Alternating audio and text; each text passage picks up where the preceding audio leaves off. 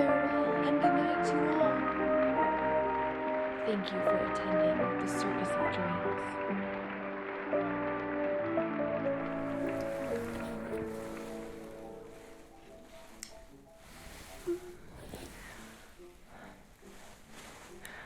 I've just about removed all of the stars. You've done such a great job sitting still for me after a full day of flying about in the air. Maybe that's why you needed a rest before you wake up and you do it all over again tomorrow.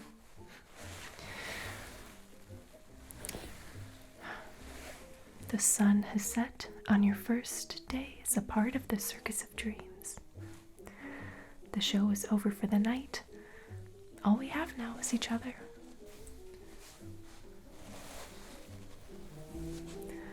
Just the two people I've been wanting to see.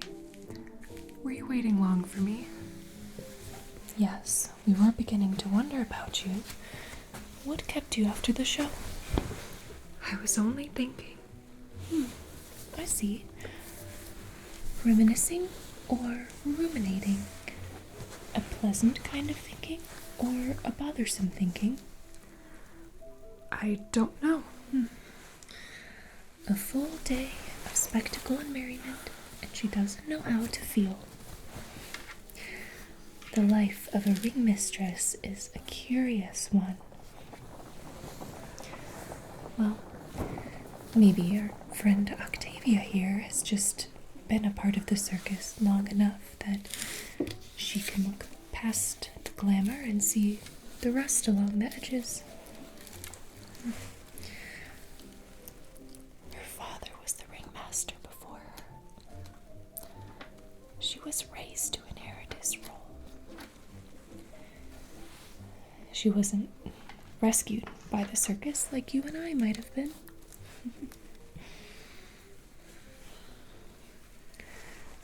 I think I've gotten all of the stars. Although if you find one in your hair later, my sincerest apologies. I will admit, I was a little scatterbrained during my rounds today because I could not stop wondering about how your first day was going. Well, I did sneak into the big top, and I caught about 33 seconds of your performance with the other aerialists. It's no wonder you're called the shooting stars. The way the shimmering ribbon trailed behind you like the tail of a comet. The way the spotlights reflected over all of the stars across your body. It was enough to leave me starstruck for the rest of the night. I had visions of the night sky just swimming in my head. You were phenomenal. How long did you have to prepare for that performance? Are you kidding me? That is a wonder, my new friend. By the way, do not forget, before we get on the train tonight, to get yourself some dinner. Our cook just loves to be inspired by the regional fare of each city we visit, if she can help it and get her hands on the right ingredients. When I walked past the cookhouse today, I smelled something like roasted ham and champagne sauce, collard greens or asparagus. I can never quite tell between the two. And then, to top it all off, fresh baked pumpkin pie. The other clowns do say I'm a good guesser, although I think it's just because I really like food. And if there ever was a reason to join the circus, it's the food. Before you get your dinner, I'd still like to talk through a few things with you if that's okay. Well, in that case, I better let you have a talk with the boss. So good to see you again. I promise I will try my very bestest to catch more of your performance tomorrow. I'll see you later.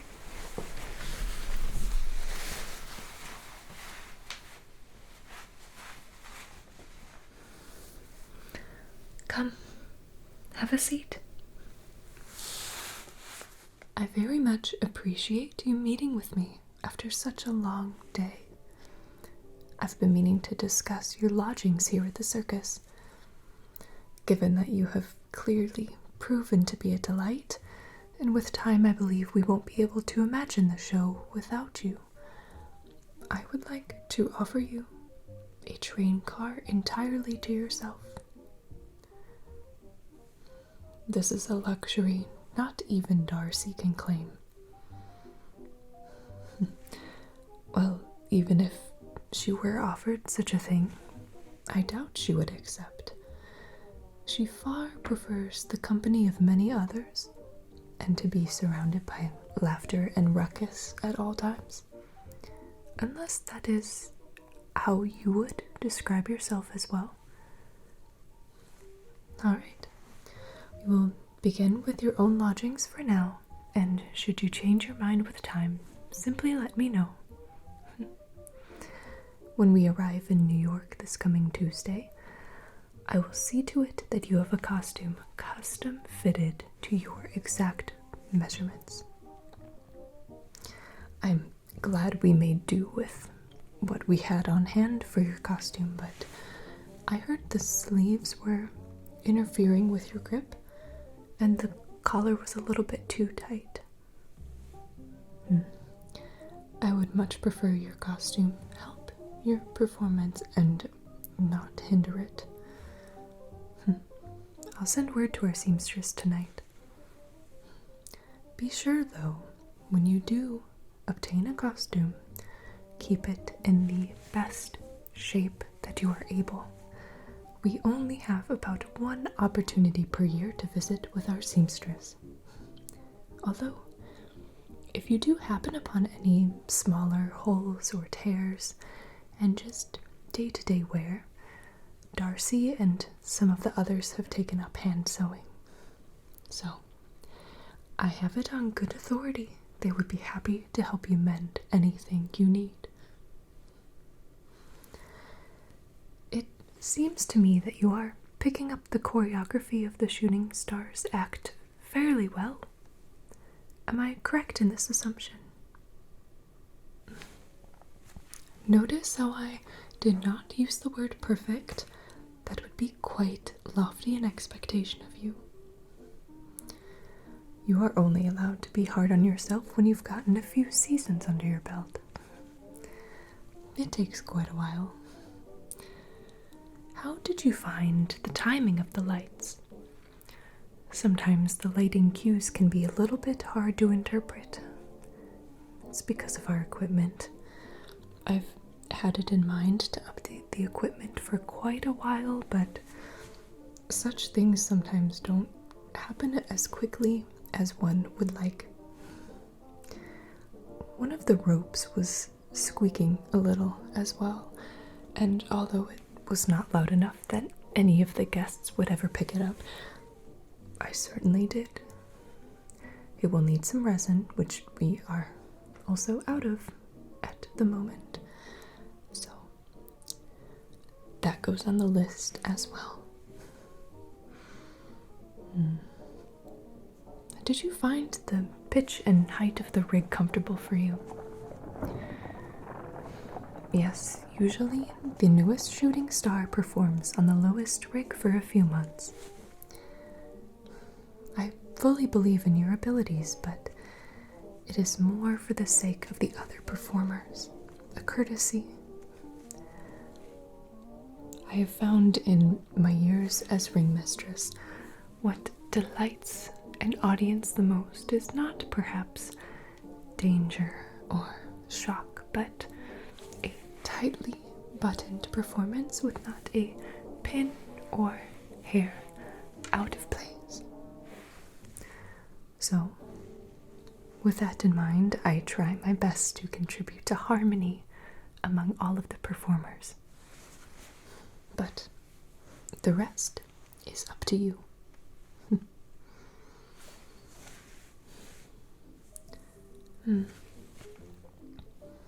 I know quite well how you feel. It is a lot to get used to. Imagine a celebration every day with a big, big family. And over time, it will all become like second nature to you.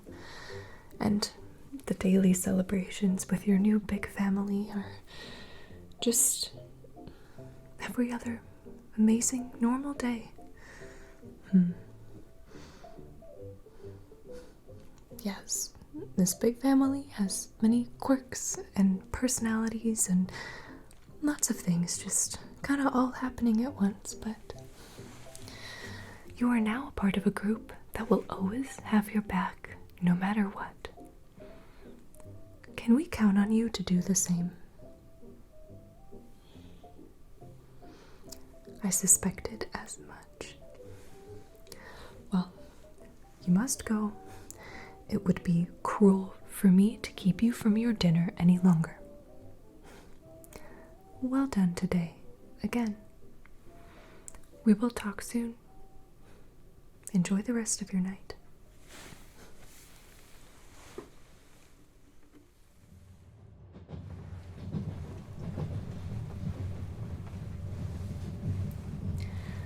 Was your shiny, empty train car too quiet for you?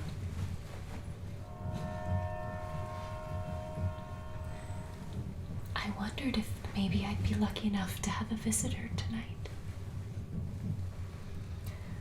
All the others have begun to wind down.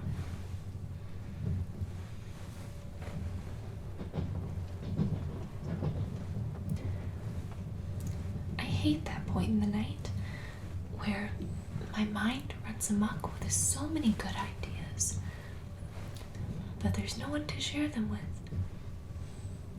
I guess now that you're here, I can share them with you. Hey, what about that ham though? It was delicious. I saw you had seconds. All of the adrenaline of the day probably wore off and left you hungry as can be, huh? Hey, I have a prediction. You are going to have the bestest sleep tonight. You've certainly earned it. How I envy a good sleep.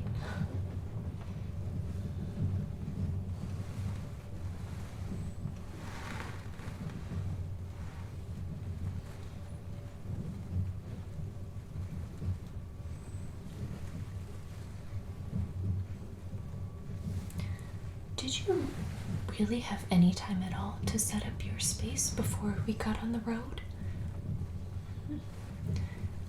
That's what I figured.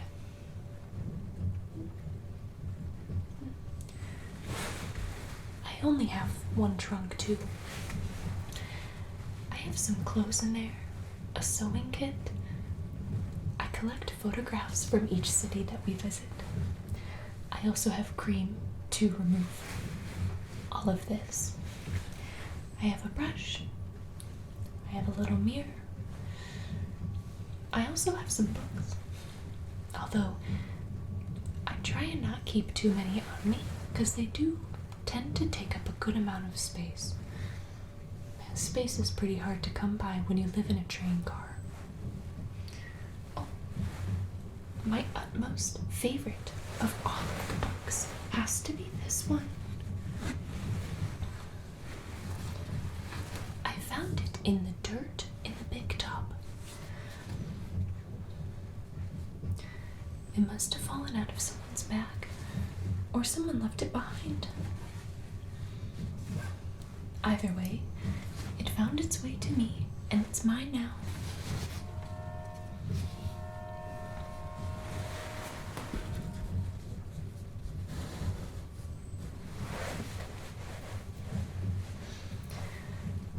I I often have to look at myself in the mirror and I say, Darcy, you are a ragamuffin. But there is someone very real out there who is crazy about ragamuffins. Isn't that just unbelievable?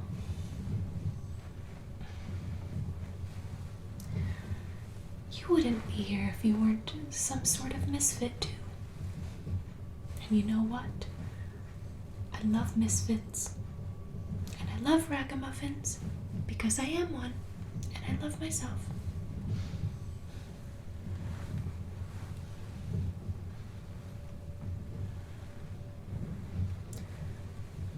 We get to be surrounded by strange beauty every day. Strange, unexplainable beauty. Strange, unexplainable people, too. What a privilege. I think, if you asked me, they're all little glimpses into something bigger, if one cares to look.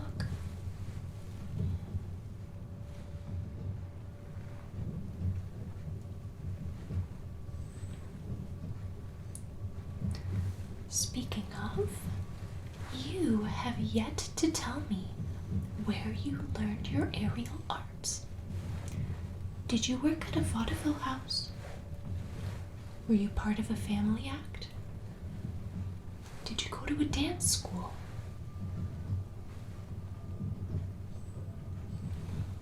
Ah, I knew it. I just knew you had some interesting story to you. It makes a lot of sense now that you say that.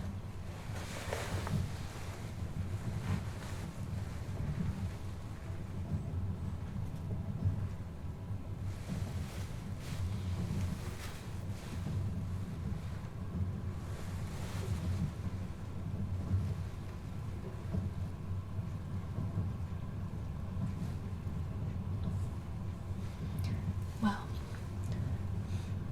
I don't know about you, but I feel as if my mouth has just run out of things to say.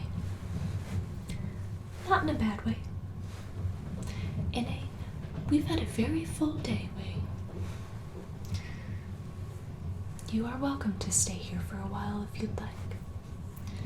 I know how lonely an empty train car could be. I would never wish that fate on my worst enemy. Well, this train car is not very lonely. It's full of off-duty clowns, which I can imagine would be not so comforting to the average person.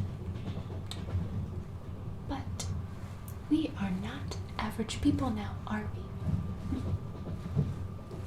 Okay, I promised you.